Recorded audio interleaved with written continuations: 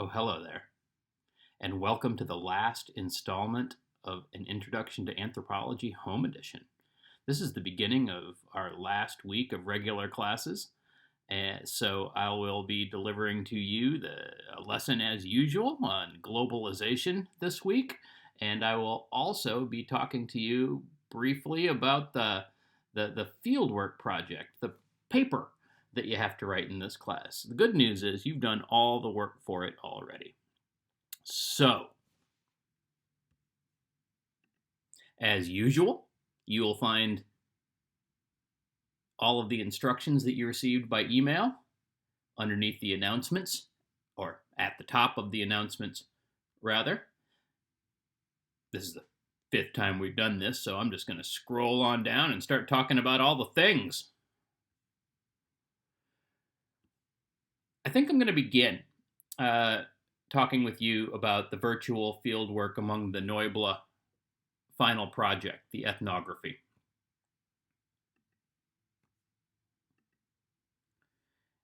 It's a 5-page paper wherein you write an ethnography about the culture that you've been representing. One bit of logistics that's a little bit different this time is that I want you to type the paper out and format it properly, just as you would any other paper, and then upload it as a file rather than as inline text this time.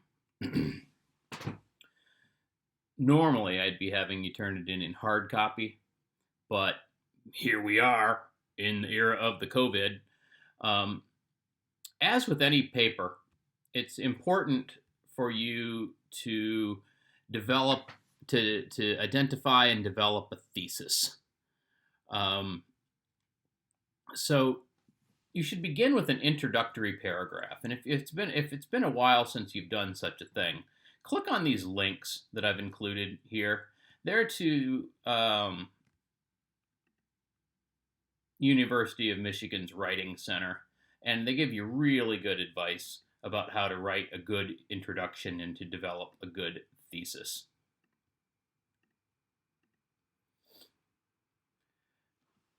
Basically, what I'd like you to do is to reflect upon the culture that you represent and begin by describing an exciting, interesting, or event that might seem confusing to an outsider in your culture. You know, hook me, bring me in. And then identify an argument that you would like to make. You know, what's your culture all about? What do you want to tell me about? This is where you set the reader, my expectations. You're going to tell me what you're going to tell me, and then you're going to support that with observations, reflections, rather, that you've made along the way. So after your introduction, begin with a short background paragraph to describe the culture that you're representing. And then in the body of the paper, I want you to write paragraphs about language, symbolic practice, power, gender. These are all of the things that you've already written about.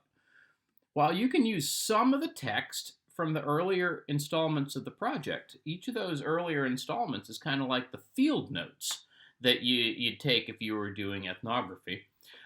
You have to integrate that into your prose because this is a real paper. Right, you can't just copy and paste each section of your previous assignment, slap it together, and turn it in. I mean, you can turn it in, but you're not going to get much of a grade for that. And then conclude by addressing the question, you know, as you've reflected as you've reflected on a culture that you participate in, and you've systematically done this by thinking about these different areas that I've asked you to think about. Do you think about the culture you participate in differently? Think about that and write about it. An important difference between this and earlier assignments is that I want you to include at least 3 specific references to readings or films from this class. And the goal of this is for you to demonstrate that you understand the concepts that I've asked you to write about, and you're able to highlight similarities and differences between the use of language, symbolic practice, power relations, gender ideas, etc., among the community that you've been working with and those described in the readings. Although the assignment is confidential between us, it's always best not to identify other members of your community without their consent. And the easiest way to go about avoiding this ethical pitfall is to simply give anybody else that you talk about in your ethnography pseudonyms. It's a 50-point assignment, and I'll be using this rubric to grade it. Take note here, 10 out of the 50 points that remain in this ethnography project have to do with the incorporation of specific observations and details. So be as descriptive as you can and really bring me into your culture by providing those specific details and anecdotes and anything that you can remember that illustrates your points. Always show me, don't tell me if you can.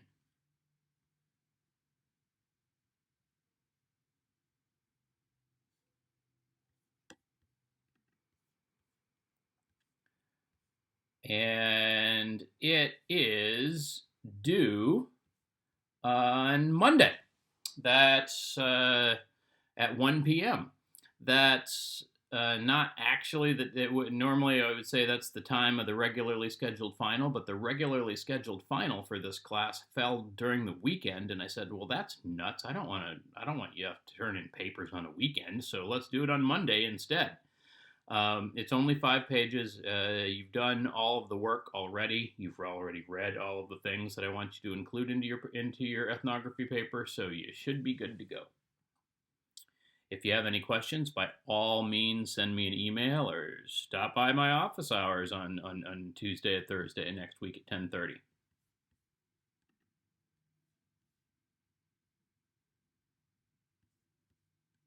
And the main topic of the week is globalization and culture. It's important to tack on that and culture part because globalization is a lot of things. Sometimes it refers specifically to the functioning of the global economy. Other times it refers to specific late 20th and 21st century technological developments. I'll talk about these.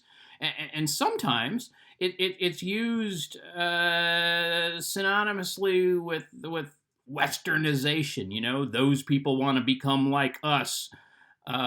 It's not actually just any of these things, but rather it's an increase in the speed and scale of multi-directional movements of people, things, and ideas. It's important to include all three of those things. And as the flow, the movement of people, things, and ideas increases, the culture, the beliefs and practices that are learned, shared, patterned, adaptive, and symbolic, the culture of everybody involved changes. When did this begin? Well, when we talk about globalization today, it usually refers to very recent developments, you know, the now. The ability for any one of us to pull out that device, the phone that we carry in our pockets, and reach out and talk to somebody on the other side of the world. I have at least 4 apps I can think of right off the top of my head that allow me to talk to my colleagues in India. It's possible for us to send physical things back and forth, and we converse in a common language. Right, so the movement of people and stuff and ideas can potentially move really, really fast today. But that was also true in the decades before the internet came into existence. This makes me sound old, but the internet as we know it today did not exist when I was in college, right? But the 90s was still a period of globalization, right? I mean, the world was linked together. The world economy was linked together. Jet airplanes moved people back and forth. Like the World Wide Web portion of the internet did not exist, but you could still do bank transfers. So people, goods, and things were moving remarkably rapidly then. We went back further in time. Well, World War II, check. World War I, check. Move back earlier into the colonial era, European colonial era. And if we went back to the 18th century, were there not people, goods, and ideas moving around between European powers and the countries that they had colonized that led to everyone's culture changing? Definitely. If we went back further still, thinking about Europe, the period of the Roman Empire was a time of the increased multi-directional movement of people, goods, and things. The emergence and spread of world religions like Islam and Buddhism were times when there was an increase in the speed and scale of multi-directional movements of people, goods, and ideas. I guess I have this deep time perspective on globalization because I'm an archaeologist.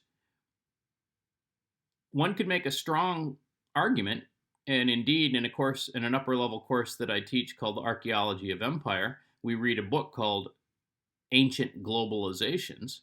One could make the argument that this process began with the emergence of the world's very first cities in Mesopotamia, going back some 5,000 years ago. At that time, as a city called Uruk in southern Mesopotamia emerged as the world's very first city, urban dwellers needed to be supplied with things, and the powers that were in the city were scrambled to try to obtain those things from surrounding regions. And in the process, people, things, and ideas moved back and forth, and it was a period of rapid cultural change, both in the city as well as in those surrounding regions. So if we're willing to accept globalization at a slightly smaller scale as a generic process, wherein the movement of people, goods, and ideas leads to culture changing for everybody who participates, then we can understand it as a process that has manifested itself throughout world history. You remember Cahokia, that city, a Native American city centered around a ginormous pyramid and plaza complex just across the river from St. Louis? Well, as Cahokia emerged as a city and people moved into it, then people moved back, migrated to it, and then took out ideas from there elsewhere, as far south as Louisiana, as far north as Wisconsin. Cahokia, the emergence of Cahokia fostered an increased movement, multi-directional movement of people, things, and ideas that led to culture changing for Native Americans in the eastern side of the United States. Nothing would ever be the same after Cahokia because it was an episode of globalization, albeit at a smaller scale than the actual globe. So, I think conceptualized in this way that globalization is a really important force of culture and historical change. And a particular emphasis in this class this week is on the ways in which everyone who participates in globalization is not equally impacted. Because globalization allows some people to have more power than other people simply by virtue of where they happen to be born. Now, you remember that power in society is the ability to influence others' actions, constrain their choices, and shape the outcome of interactions within a social network. And it's really easy to conceptualize how that works at an interpersonal level. Y'all did a really good job with that, both on the discussion forums and thinking about Onka and his big mocha and why he might want to do that as a way to build power. Organizational power is pretty easy to understand. You and I are in a power relationship with one another by virtue of our membership in Albion College, the organization. But one that we hadn't talked about specifically too much, because I knew that I was going to return to it, was the notion of structural power, which is wherein some people have more power than other people because of history and culture, and it's operates at a scale that's outside of the control of individuals. That was 2 weeks ago. Last week, we talked about identities and inequalities, forms of social stratification in complexly organized societies like ours. And I asked you to specifically think about the power conferred upon white people by virtue of their race in the United States, thinking about the article on white privilege by Peggy McIntosh. And when I asked you to write about that last week, and when I talked about it, it was relating white privilege to habitus, the way that some of us have been raised to not notice the way that we are treated preferentially as we move through the world as if it were set a video game set on easier mode. Not to say that white folks like myself have not faced challenges in our lives and had to work our ass off to get where we are, but simply just don't face the same degree of challenges that other folks do. Another form, well, I should say, that is an example of structural power. People alive today, white people, non-white people, none of us created these structures into which we found ourselves born. They have their origins in the colonial era, in the founding of the United States as a slave nation, in the Civil War and Reconstruction and Jim Crow and the Civil Rights Movement, etc., etc., etc. All right, the stuff, the system, the structures of power were created before any of us were born, and we can work to change those, but we don't have control over them because they're really big and old. Well, that's the way the world works, unfortunately.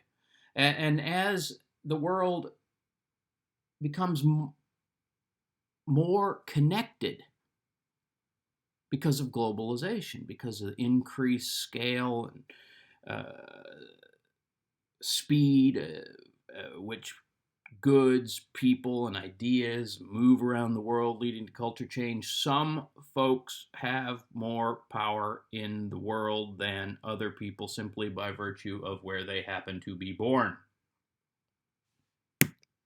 So, rather than belabor the points, I'd like you to read a thing and watch a thing and write about it, and I hope that this will all become very clear without my having to talk at you about it too much. But before I do that, because sometimes I get on a roll, is the very first slide. It said, globalization does not equal Westernization, as if in those people want to become like us.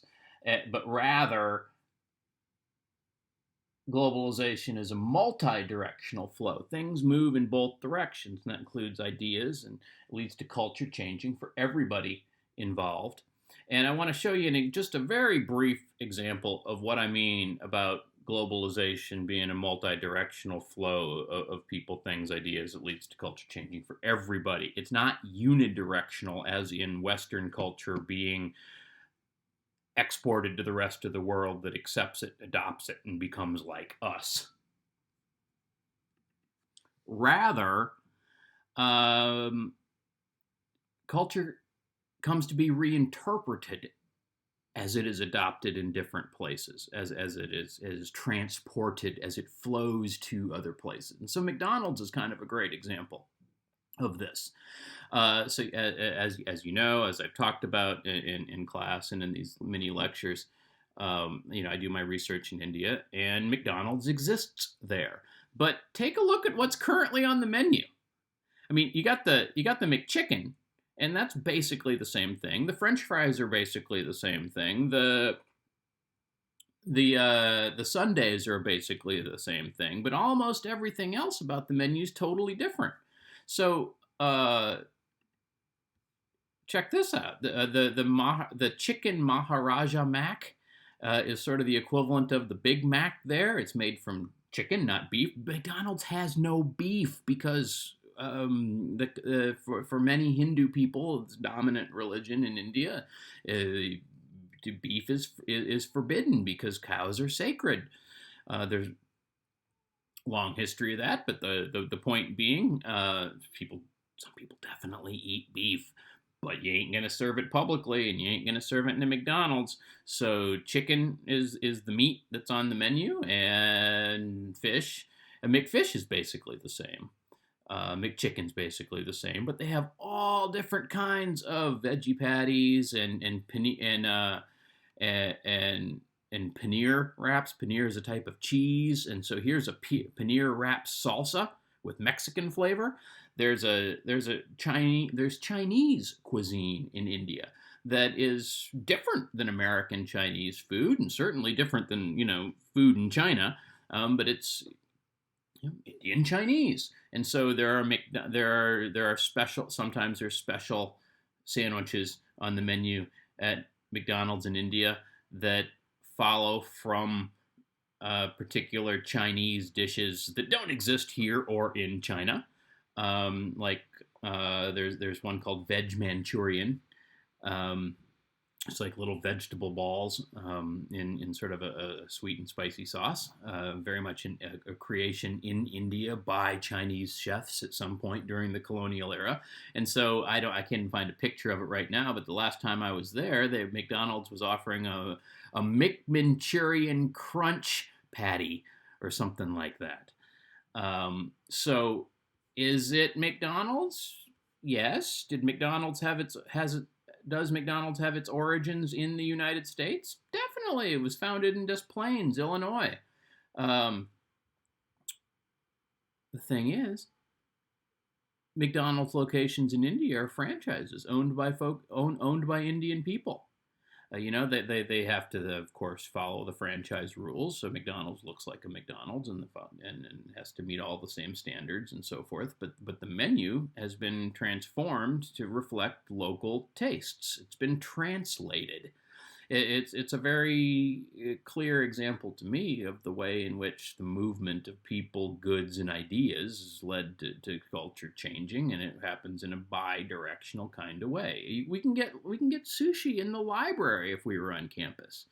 Right? So it isn't just about folks out there outside the United States wanting to become like us, becoming westernized, but rather we also, because of the movement of people, goods, and ideas is multi-directional, we adopt things into our culture, and it changes as the process takes place.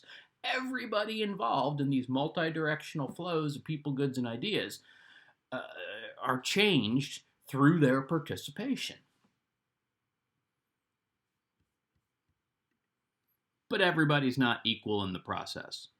The process of globalization, because it is developed upon long-term structures of inequality that are the product of colonialism and history going way back.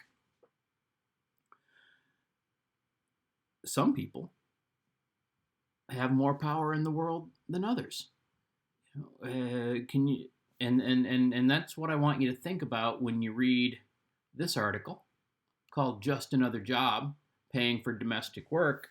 And I ask you to write a question about that later, and I'll go through the questions real briefly. But this article here is about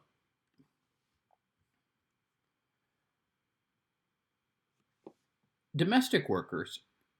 And it's mostly the experiences of domestic workers in Europe and the UK who have emigrated to the country from their home nations to take care of British people's kids and to clean their houses and to cook for them and to do all that kind of nanny and housekeeping work. Well, why is the flow move in the direction that it does? Why aren't there people from the UK and from Scotland or from the United States, for that matter, migrating to other places to live in the homes of rich people in other countries to take care of their children and clean up their messes? This particular article doesn't address that question of why the flow of global labor moves in the way that it does and not the other way, but that's what I want you to think while you read about it.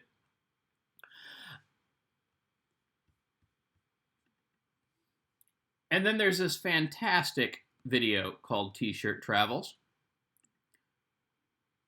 It's about the secondhand clothes trade in Zambia in particular.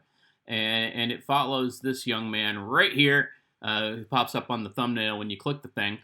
His name's Luca, and he buys bales of secondhand clothes that have been imported to his country from places like the United States. You know, when you put clothes in a box like this, something on the order of 3/4, 80% of the clothing that gets donated in the United States gets sent to Africa, specifically East African countries like Zambia, Rwanda, Burundi,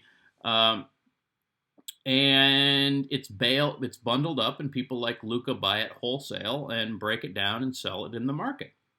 It's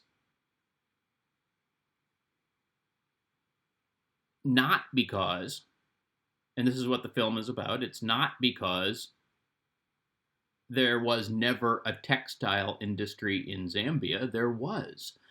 Shortly after Zambia gained its independence from Great Britain in the 1950s, it had the textile industry was a major part of its domestic economy that employed tens of thousands of people, and they made, sold, and consumed most of their own clothing.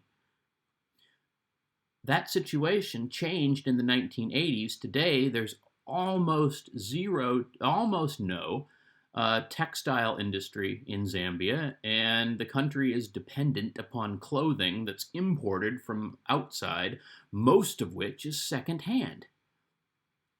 This film is about how that state of affairs came to be.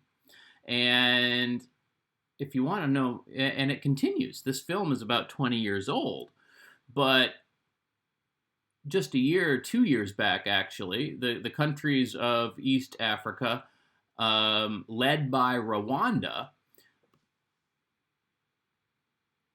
raised tariffs on imported secondhand clothing so as to raise the price of that stuff and encourage the growth of local textile industries, just like it was, 60 years ago, 70 years ago. Well, that didn't go over so well, as you might imagine, in the United States. And so, in response, this trade war has not gotten as much media attention as the United States trade war with China, but we're also in a trade war with the countries of East Africa, and we have suspended duty-free status for clothes imports from Rwanda. This is not Zambia in the film, but it's Rwanda. Rwanda does have a small textile industry, and now if they want to sell it to us, we are essentially taxing it at a high enough rate that makes it almost impossible for them to export to us, because they refuse to accept our secondhand clothing.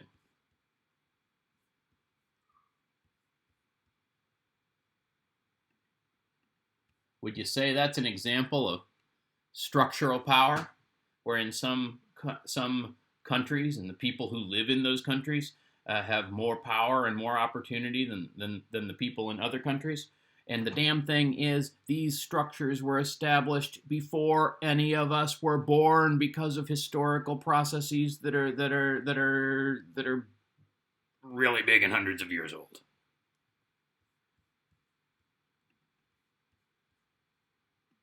So that's what I want you to think about when you read this article about the migration of domestic workers and the secondhand clothing business in Zambia. And the last thing that I want you to read, and this is a nice wrap up, is called Using Anthropology. And it tells the story of it talks about ways in which the stuff, the perspectives, the concepts, the skills that you've learned in this class throughout the semester can make you more effective in any career that you choose. And it does that by specifically talking about an example of a young woman. They give the pseudonym Susan Stanton, how she was an anthropology major and she was able to become a much more effective manager and be promoted very shortly after taking her first job out of college, because she was able to think like an anthropologist in her job. So I would recommend that one of the first things you do after you've read the things and you watch the things is that you come out here to the discussion forum, just like you have the last couple weeks, and you leave an answer, and then you can see what other people have to say and talk about some of this stuff. Identify parallels between the situation faced by domestic workers in Anderson's article and other situations in the U.S. today. Talk about T-shirt travels and globalization and such. And then when you're ready, write the assignment. What is globalization? You know that now. How does it lead to culture change? Use examples from the things that you've read and watched for the week. Anderson's article on domestic workers, T-shirt travels. Reflect on questions 2 and 3. What are some of the ways that globalization structures the lives and relative power of individuals born in different places? And then finally, how did Susan Stanton use ethnographic research skills learned as an anthropology major to become a better manager in her company? What are some of the solutions that she implemented based upon her research? All really pretty straightforward. And if you do this,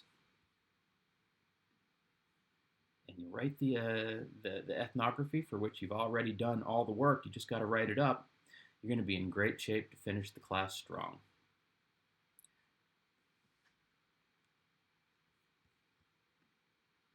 It saddens me a little bit that we're not able to be face-to-face. I hope to see you. I hope to see you in further classes. You'll remember that most of the classes that we teach in anthropology and sociology satisfy modes and categories. So even if I haven't convinced you to become an anthropology major or minor, by all means, take some more of our classes, satisfy some of those gen ed requirements, and it'll make your life better. And if you want to talk to me about any of this stuff, as always, at 10:30 on Tuesday and Thursday morning this week, come see me in my virtual office hours.